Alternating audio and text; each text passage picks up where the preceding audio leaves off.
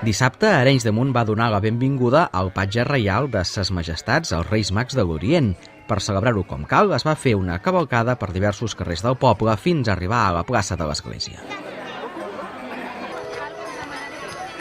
Allà, els nens i les nenes van poder pujar a saludar-lo i a entregar-li les seves cartes plenes de desitjos.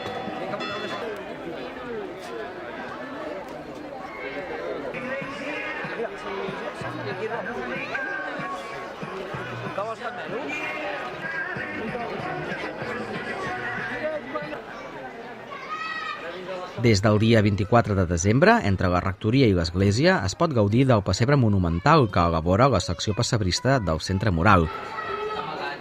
Aquesta colla la formen un total de 12 persones que es troben diverses vegades a l'any a l'Hotel d'Entitats per preparar i treballar el tradicional pessebre. El que és complicat és agafar la idea. Després sobre la idea i en funció del temps de la gent que volem que som molt pocs, llavors hem d'escatimar molta cosa, no? Però el problema és la idea perquè de seguida dius, ostres, la idea, pam, dius, però se te'n va de les mans, perquè de seguida fas molta cosa voluminosa i has de reduir i concentrar-ho tot. Llavors tenim la sort que hi ha companys que són uns manetes i fan els detallets petits del que són balconades, branes, portes, finestres, petits detalls d'aquests. I després en Vicenç i en Jordi Torrent, que són experts amb el color.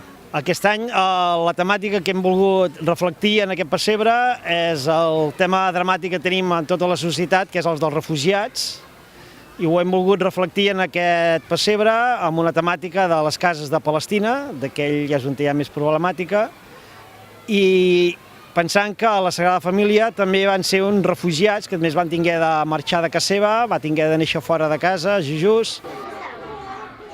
Per visibilitzar aquesta idea, la inauguració va comptar amb la col·laboració de l'associació Arenys amb el poble saharaui, que van fer un parlament i van col·locar el nen Jesús al pessebre.